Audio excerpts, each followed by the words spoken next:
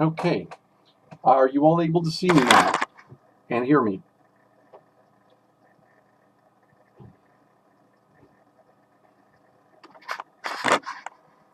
So we welcome you all here this evening, and we're glad that you're choosing to be part of our broadcast today. We're just going to adjust the picture here. And my name is Arnie Samlan. It is a pleasure to have you here. You'll be able to ask any questions you have and give any feedback you'd like in the chat room over there. And be sure to just introduce yourself as we get ourselves started.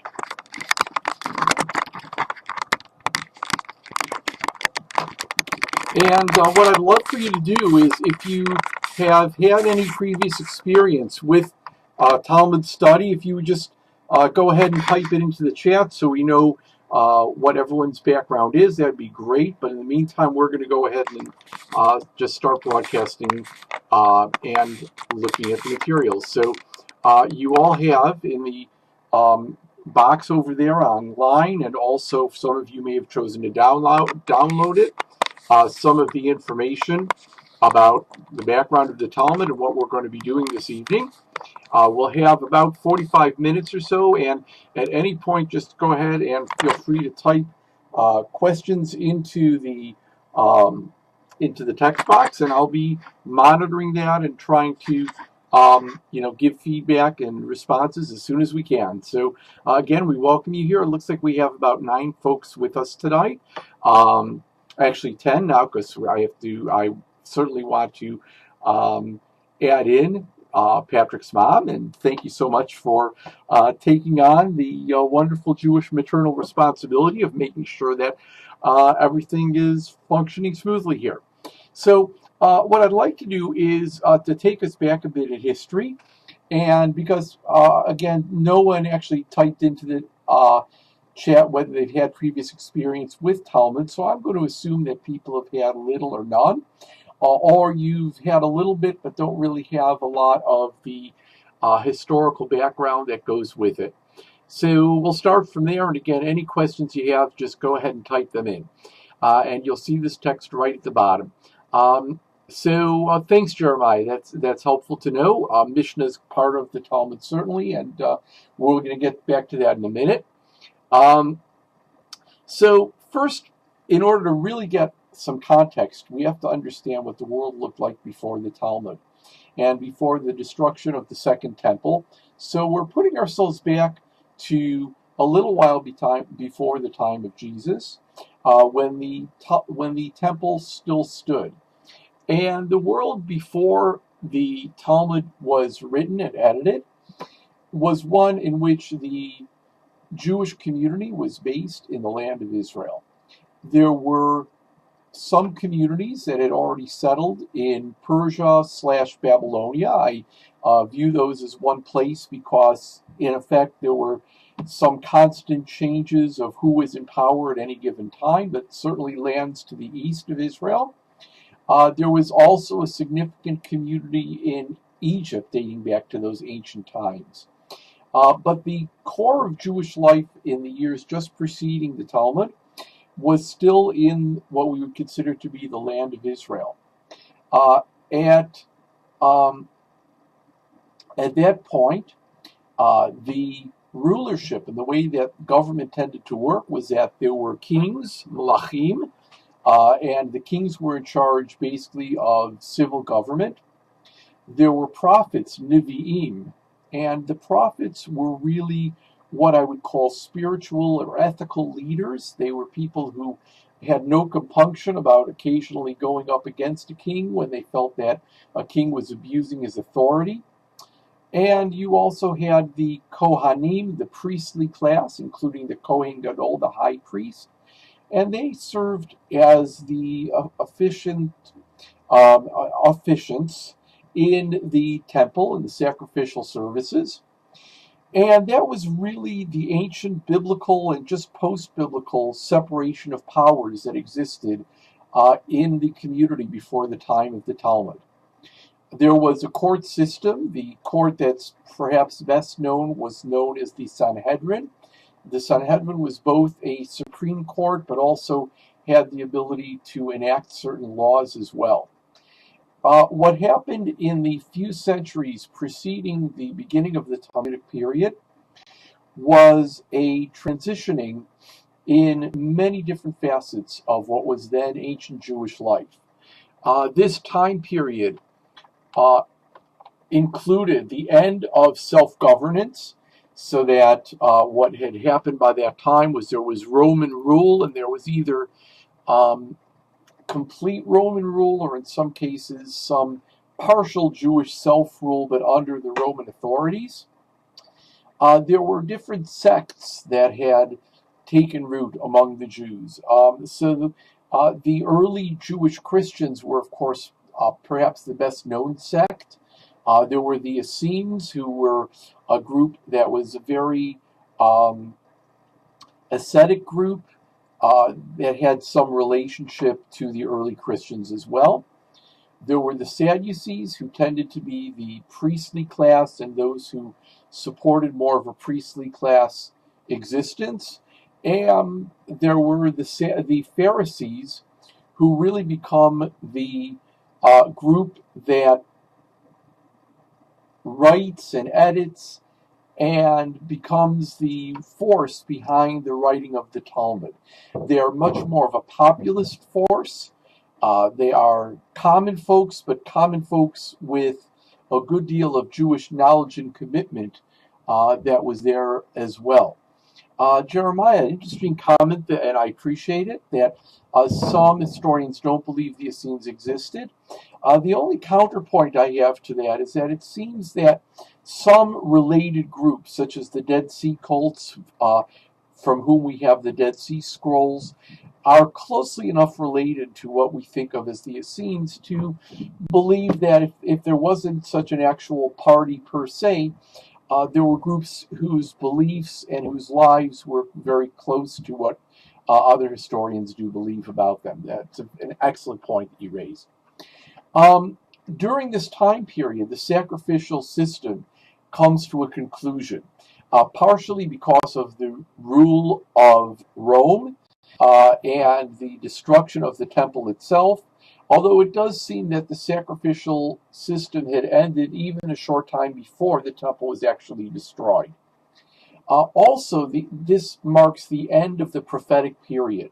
By the time of the late Second Temple period, there are no longer prophets who are prophesizing, who are teaching. Those that claim a right to prophecy are not universally accepted. So there are certainly preachers that are running around, particularly the Galilee, the north of Israel, and in Jerusalem itself, who are teaching in a prophetic type of way. And however, the normally accepted biblical prophetic period that includes some of the better known prophets, Isaiah, one of the later prophets who actually prophesies during the conclusion of the First Temple period, Malachi and others who prophesied even later, they are now gone from the scene. And what I would say was that we are entering a period in which Judaism stops simply being a nationality and a government and a land, and is beginning to become a religion. Until that time, there's no separation of church and state. Once you are a part of the land of Israel, you are bound by its laws. Many of them were biblical. And even those kings who violated and got rid of biblical law, there was still a sense that the people were unified under one legal system, living in one particular country, one part of the world. During the Talmudic period, Judaism begins to form the elements of religious life. Certain religious texts are going to become codified and written. The earliest versions of the prayer book come just after the end of the Talmudic period. And in a sense, what the rabbis, and rabbis themselves it's a new title, what the rabbis of that period are trying to do is to create a form of Judaism that the people can take with them into exile. It's a Judaism that fits into a suitcase, whether you're living in Babylonia, whether you're living in Egypt, whether you're going to be living 1,000 years down the road in Eastern Europe. It's a Judaism that fits neatly into your pocket and can be taken with you if you're driven out of the land. And that really is the Talmudic period. It's the attempt to take Judaism and make it into something that looks other than what biblical religion or biblical Judaism looked like. The early leaders of this, and again, this is all in the notes that you have, are either called Tana or Tanaim, plural. They are the teachers of the law that appear in what's known as the Mishnah. And the Mishnah, which Jeremiah talked about just a little while ago in the room, is actually the first of the Talmudic literature that's edited. It's generally credited to Rabbi Judah the Prince, Rabbi Yehuda HaNasi, and in a little while from now we'll see what the volumes of Mishnah look like. There were actually 6 orders, 6 basic chapter headings of the Mishnah, and they are known by their abbreviation Shisha Sidrei, the 6 orders, which is the acronym for that is Shas. So when you hear people say, I'm learning Shas, what they're telling you is that they're learning Mishnah and possibly the later commentary on it, which we'll talk about in a moment. The second part, that's edited in roughly the end of the 2nd century, earlier mid-2nd century actually. Yehuda HaNasi is credited with that. The later teachers are known as Amoraim, and they are the teachers, the sages that are featured in the Gemara. And those two together, Mishnah and the commentary called Gemara, and we'll show you a visual in a moment that'll let you see what that looks like in print. Those two comprise what we call the Talmud. The Mishnah, the first section of the teaching, written in Hebrew, written in a very, almost a shorthand kind of style. The Gemara, a running commentary, actually almost a stream of consciousness type of conversation among the later rabbis.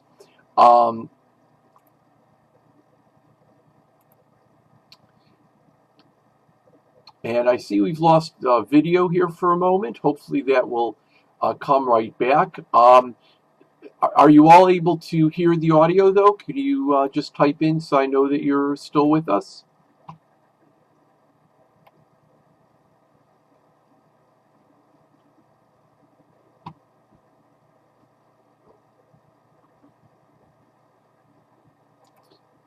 Okay, great. Thank you so much. Okay, excellent. So hopefully we'll get our audio back in just a moment.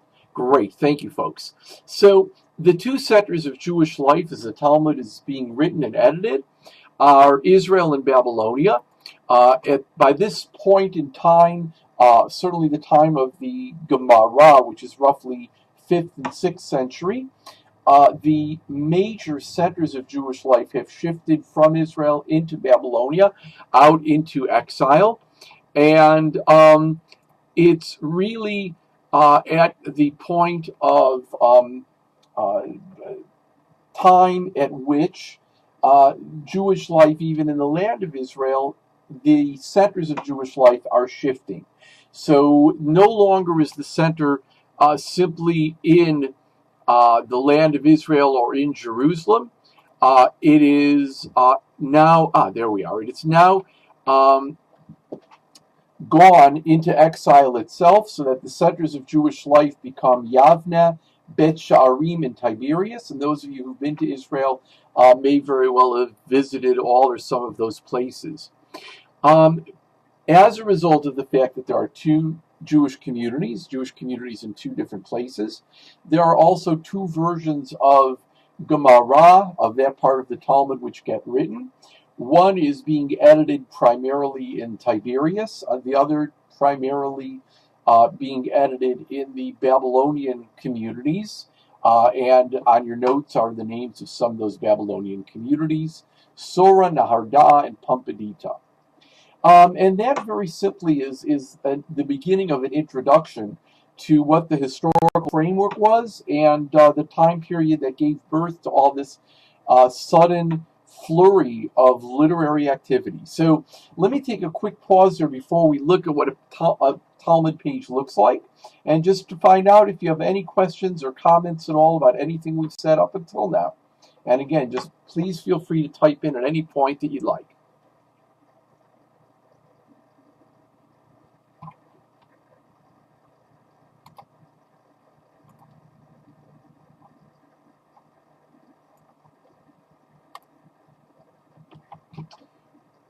And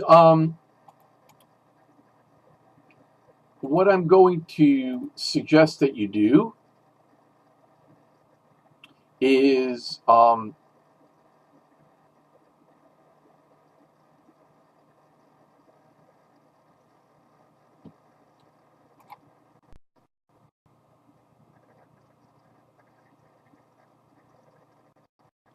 sorry, just want to make sure we're again, all our technical stuff is working the way it should.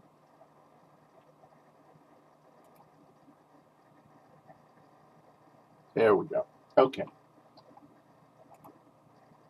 So if you look at one of the link that we gave you for which you'll see down below in the notes, and it says page of Talmud layout, people.ucalgary.ca. That actually is an excellent site, and I urge you to just open another window, and if you're able to open that up, that would really be great. And that will give you what a page of Talmud looks like in Hebrew and Aramaic. As we said just a moment ago, the Talmud, the Mishnah part of the Talmud, is written in the Hebrew language, where the Gemara, the commentary, is written in Aramaic, which was the spoken language by the time of the Gemara itself. If you happen to have that page open, what you'll see right as you open it is a very typical layout of what a page of Talmud looks like. In the very middle of the page is the Mishnah and the Gemara. Both appear in there. They're edited together. You can actually read, as Jeremiah said he did, you can actually read Mishnah separately or study it separately. But in your Gemara, in your general Talmud volume, this is a page that you're looking at. In the very middle of the page is the text itself. You can see, those of you who are Hebrew readers, the letters Mem, Taf, Nun, Yud in bold face. That is the Mishnah. And then a few lines after each Mishnah is in big bold print, Gimel Mem, which stands for Gemara. So those headings help you to determine whether you're reading a document from the 1st and 2nd century or whether you're reading something from the 5th, 6th, and beyond. And what's interesting in that is even in the Gemara, the rabbis who seem to be having a face-to-face, live, real-time conversation, in fact, may often be speaking across hundreds of miles and even hundreds of years. So that what looks like a real-time conversation is actually not a real-time conversation. Around the edges of the page are different commentators, different teachers, scholars who wrote different works on Talmud over the course of history. And really by consensus, printers determined which commentaries would make it onto the page of Talmud. Some of the best known ones, and these are also listed a little bit later in your notes, some of the better known commentaries are Rashi, who is a French vintner, wine producer, what are called Tosafot, the Tosafists, who are in some cases descendants of his or descendants of teachers of his, who are writing in France and Germany a little bit later. And then there are other folks who are giving commentaries along the edges of the page. It's a little bit more detail than we're going to be able to get into tonight. But again, if you go near the end of your notes on the main screen, you'll see that these include rabbis from as late as the 17th century, 18th century, and in some versions of Talmud, you can even find contemporary commentators, such as Adin Steinsaltz, who is a living authority who has been translating the Talmud into modern Hebrew and also into English. And so his commentaries now appear in some editions of the Talmud as well. Going back to our regular notes, what you'll see is what the six particular orders of Mishnah look like, as well as the subcategories, the titles of each volume of the Mishnah. The Mishnah includes what are called zeraim, seeds, and that is a section of Mishnah that deals with agricultural law. And because Jews in that era recognized the close connection between produce, food, and ritual law, what ends up happening is that not only does it cover agricultural laws, but the first edited volumes that deal with prayer, with blessings, etc., all come under that general category of zeraim, agricultural law, and seeds. The second part of Mishnah is moed, special times, festivals, and that is a section of Mishnah with several volumes of Talmud under it that all deal with biblical Jewish holidays in particular and a few post-biblical Jewish holidays. There is a section called Nashim, which is literally means women, but has to do with marriage, divorce laws. A section called Nazikim, damages, which deals with both criminal and civil law and how criminal and civil law was administered in ancient times, in rabbinic times. Kodshim, the holy things, and that's a little bit of an anachronism because the temple services, as we said, no longer existed by the time of the Mishnah, yet this entire section of Mishnah and all of these volumes under it dealt with the sacrificial system, with laws of, and as does the next part of Mishnah called Toharot, purities, which dealt with laws about purity and impurity in the Talmudic era, in the time of the ancient temple. So that's a little bit about what the different categories and parts of Talmud are. Once again, I'm going to review, and then I'd really like to throw it open for questions. Then we'll actually look at some text together so you have a sense of what it feels like to test drive a page of Talmud. So, again, to summarize, the era of the Talmud is entered into as the end of an era in which there were kings, Jewish self-rule, prophets, biblical literature being written and edited and publicized. It's the end of the era of the kingdom of Israel per se. It's the end of the kingdom in which the priestly class have any special rights or privileges or any special role to play in the sacrificial system. It's the beginning of what it feels like to be a Jewish religion as opposed to a nationality. It's the beginning of what it's like to have a religion that can be packed into a suitcase and becomes portable and mobile. It's the beginning of the rabbinic era of Judaism. Prior to that time, there is no such concept as a rabbi. There are concepts of prophets and of kings. Now the idea that one is a rabbi, a master teacher of Jewish law and Jewish tradition comes into play. And that tradition will continue with some breaks in it until this day. That's the background of the Talmudic era. Once again, Rabbi Judah HaNasi is credited with editing the Mishnah, a compilation of 6 volumes that is more or less virtually accepted in the Hebrew language in the 2nd century. And Yehuda HaNasi, just as a quick bit of information. The word Nasi today means president. Very simply, it was the leader of the Jewish government in exile for all practical purposes at a time in which there was not complete Jewish self-governance. The Gemara is written as a lengthy commentary and set of minutes of meetings and gatherings of rabbis, scholars, sages that take place over the course of a few hundred years. One version is edited in Tiberias and the land of Israel, another version in the land of Babylonia. There are many parallels between the two versions.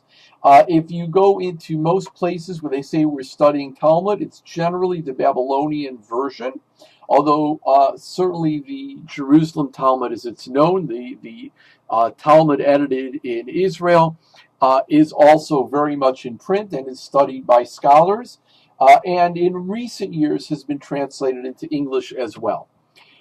So let's take a quick break here, and please just type in if you have any questions at this point. We'll take like a minute. You can both type your questions in and also take a chance to introduce yourself if you'd like. And then we'll pick up together.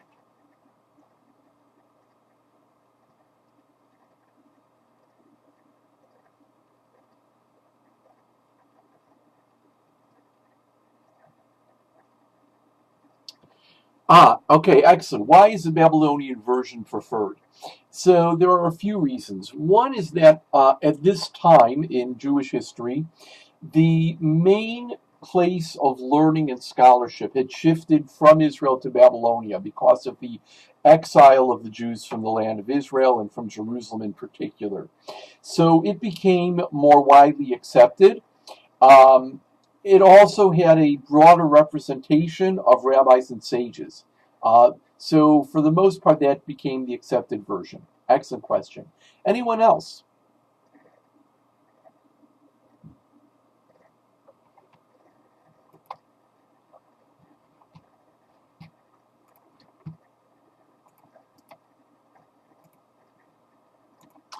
Okay, if not, then what I'm going to do is put a link into the chat area. And those of you who are so inclined can take this and actually, I see what happened. Okay, I'm sorry about that. Those of you who are so inclined should be able to click on that link, open it in another window, and actually view some of the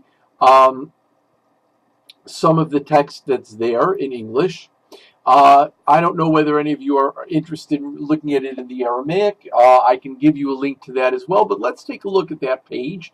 Whether you're actually looking at it or not, I'll read it aloud for you. And this is going to be a part of a page of Talmud that may be familiar to some of you. Links mode is still disabled. Okay, then. I will just go ahead and read that to you. It actually shows up in my chat window, but I will try to put that in one more time. Again, you may have to cut and paste it if you can see it. You may not actually be able to click it as a link. Right. Okay. So whether you're following or not, I'm going to go ahead. That's okay. Thank you. So I will go ahead and read it. Certainly no harm in that. This actually is a part of the Talmud that deals with Shabbat, with the Sabbath. And it shows up here largely because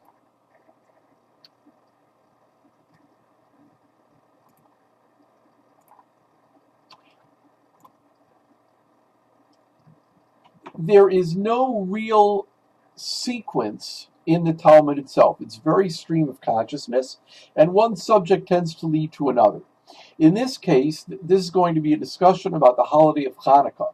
The holiday of Hanukkah is relatively new in the Talmudic period. It's less than a few hundred years old. And so there's a lively discussion about it, but the lively discussion takes place in a tractate that deals with Shabbat with the Sabbath. Very simple reason being that they're having a discussion about what kind of fuel can be used for the Shabbat lamp for what we now consider lighting Shabbat candles, but then was actually a very practical use of light. And it was a lamp that was really there for utilitarian purposes. And as they're having this discussion about what type of fuel could be used, one of the rabbis simply seems to stand up and say, as you're on the subject of fuel, what fuel can you use to light the Hanukkah light? And what comes off of that is a large conversation about the holiday of Hanukkah. So I'm just reading this to you now. The rabbis taught, this is actually Gemara, it's not the Mishnah. The Mishnah was, as I said earlier, simply a conversation about what fuel can be used in the Shabbat light. Those of you who've been to services in a traditional congregation on Friday night actually know the Mishnah, because the Mishnah is known by its first words, B'meh madlikin, with what may we light. And in traditional congregations, it's actually studied or read on Friday night between parts of the service. This is the Gemara on that Mishnah. This is the free-flowing rabbinic discussion that takes place a few hundred years after those Mishnayot are written. The rabbis taught the law or the precept of Hanukkah says that one light has to be lit, each person and household, meaning that on every night of Hanukkah, one light and one light only is lit per household. There's no increase in the number of lights, there's no decrease. I point this out because, again, what we're talking about is a situation where Judaism is in a state of development. It's gone from being one thing to another, and we are now seeing our Jewish practice in a formative stage. So that's the very first discussion. Those who are stricter, those who really want to do the practice in its best way, kindle one light per member each night. In other words, if there are 3 people in your household, there'll be 3 lights every single night of Hanukkah. And those who are extremely careful and extremely punctual and very careful about the law do it in the following way. The followers of the Mishnaic sage Shammai says, on one night, the very first night, every person who's lighting lights 8 lights. And each succeeding night, you reduce the number. So on the first night, you light 8, second night, you light 7, and so on. The school of Hillel is another Mishnaic sage, says, you begin on the first night, everyone who's lighting begins with 1 light, and you add a light each succeeding night. So I'm going to stop there for just a moment.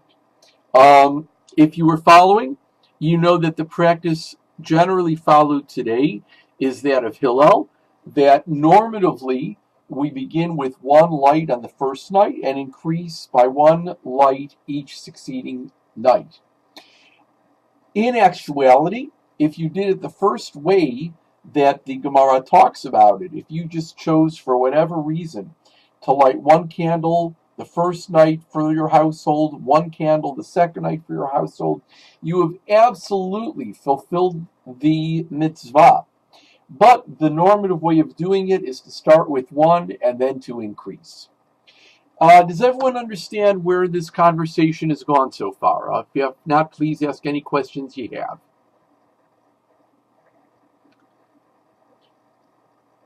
So now what's going to happen, and again, this is a rather typical method of what goes on in the Talmud. Now what happens is that each of the 2 sides of this conversation are going to try to defend their particular point of view and to show why their point of view is okay. I want to just mention one thing about how Judaism works and communicates. We all like to think of our Jewish communities and our Jewish families as being somewhat neurotic, and we are. We're a pretty neurotic people. But the way we communicate actually has some basis in Jewish tradition. Unlike our cultural norm in the West, um, where things tend to flow somewhat sequentially in a very logical order, Jewish communication has almost always been stream of consciousness. So that the flipping from one subject to the next and then returning back was not unusual. The idea that there would be debate, discussion, argument, even friendly argument, not at all foreign to Jewish life. To bring it further, what goes on in the conversation here is that they are talking as if Hillel and Shammai are in the room, when in fact they have been deceased for a few hundred years already. And again, they are going across hundreds of years and hundreds of miles. And there's great conversation going on in the room. Once again, I'm going to try to clarify. According to the letter of Jewish law, one can absolutely fulfill their obligation by lighting only one candle on each night per household. However, the normative practice, the practice that's pretty much universally accepted, is that everyone lights one candle the first night and then onward increasing. So great question about what about 8 down to 1, and so let's take a look at what the Talmud has to say about this, because this is actually going to teach us a whole new way of looking at the holiday of Hanukkah. So two of the Amoraim, two of the Talmud teachers, of the Gemara teachers, say the reason of Beit Shammai, the reason of going from 8 down to 1, as you were saying, you kind of like that idea, is that we are looking and counting down the days yet to come, that we're looking forward to those days coming, and it becomes kind of a countdown. While the Hillel and his followers' viewpoint was that we correspond to the days that have already passed. We're marking off days that have already gone past. Now let's go to the increase, and I really love what's going on in the chat area, and keep it going. The other reason that sometimes is suggested is Beit Shammai, the school of Shammai, says that it corresponds to the bulls that were offered on the holiday of Sukkot. The holiday of Sukkot, there were decreasing numbers of offerings each day of the holiday. You started with a large number and then decreased as the holiday went on. Now, here's a real interesting fact that doesn't appear in the Gemara, but clearly the rabbis of the Gemara knew about it. If you study the oldest version of the holiday of Hanukkah in the book of the Maccabees, which did not make it into the actual Bible, but is part of our Apocrypha, part of the outside books that are still valued, just not part of our Bible. It actually says that the very first Hanukkah, in a sense, was celebrated on Sukkot. That on Sukkot, because they had not been able, or actually the other way around, that actually they celebrated Sukkot on Hanukkah, that because Sukkot was the most recent biblical holiday, and they were not able to celebrate it properly in the first Hanukkah because they didn't have control of the temple, they went on Hanukkah and observed some of the rituals of Sukkot. And there is even some thought that the 8 days of Hanukkah are modeled after the 8 days of the holiday of Sukkot.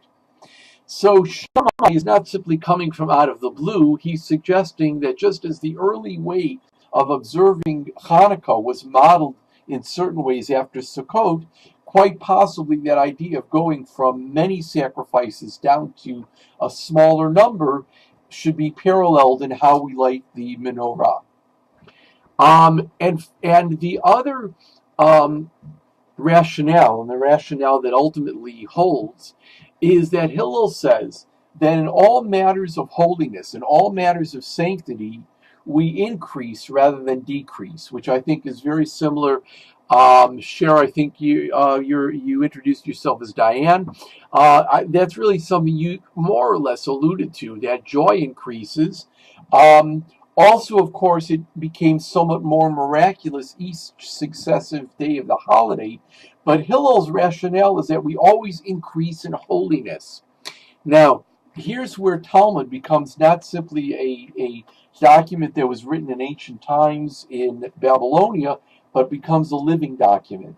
Rabbis much later take that concept, that idea that we always increase holiness and never decrease it, and that becomes the reason that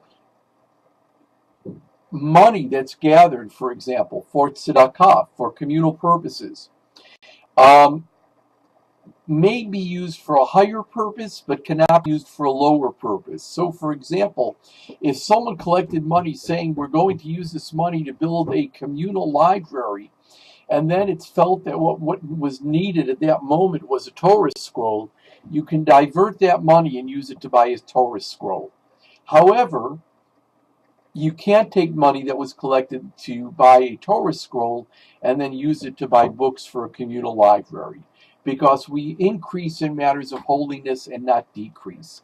And similarly, there's an idea there for our own spiritual life, that we always are trying to increase our spirituality. Certainly a message for this month right before Rosh Hashanah. There are many sources that are out there that are available that allow one to look at and study Talmud or excerpts from Talmud in English. I want to refer you at the bottom of the handout to who I am. I'm always interested in feedback and comments, and I know from the last time out, some people also connected up with me on Facebook or LinkedIn. My name again is Rabbi Arnie Samlan. I have LinkedIn and Facebook accounts. My day job is that I am regional director of an organization called the Jewish Education Project. And I also do, on my own, consulting, coaching, and teaching and training. I founded a side business that I now direct called Jewish Connectivity. You'll see at the bottom of the page, it has a Twitter feed at Jewish Connective, which I'd love to have any of you interested follow me on. You can also direct message me there. And I also blog at the notorious RAV at blogspot.com. These are all in your handouts. And it would be my pleasure to hear from you. And as I say, I'm also out there and prepared to come out into communities to speak and to teach, and also available to do other teaching from distance locations, as we are doing this evening. So I thank you for participating, and I'd like to hear other questions or comments from you at this time. Can be on this, can be on any related subject. We have a few minutes, and happy to entertain questions. And I want to just apologize from the outset for a few of the technical glitches that we had, and I really appreciate the help of everyone out there in helping us to navigate through some of that. Other questions or comments about Talmud or other aspects of Jewish life that we can help you with in the closing minutes that we have?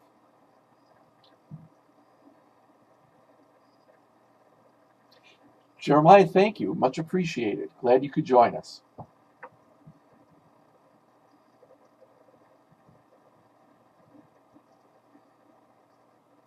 Okay, then in closing, I just want to remind you, thank you as well. Thanks to all of you for being here and for spending time with us. So we want to remind you of a few things. I am a volunteer here for PunkTorah. As I said, I have both a day job and a side business, which I welcome you to follow and to participate in. But the folks at PunkTorah want me to remind you as well that what they do, what's being done here at PunkTorah, is supported largely by donor contributions. If you're so inclined, please do go to either the PunkTorah or OneShul home pages. We welcome donations, contributions that help PunkTorah to provide the many services and programs that it provides for you. So we thank you again, and we're going to sign off here. I want to take this occasion on behalf of myself as well as all the folks at PunkTorah to wish you a very meaningful Hebrew month of Elul.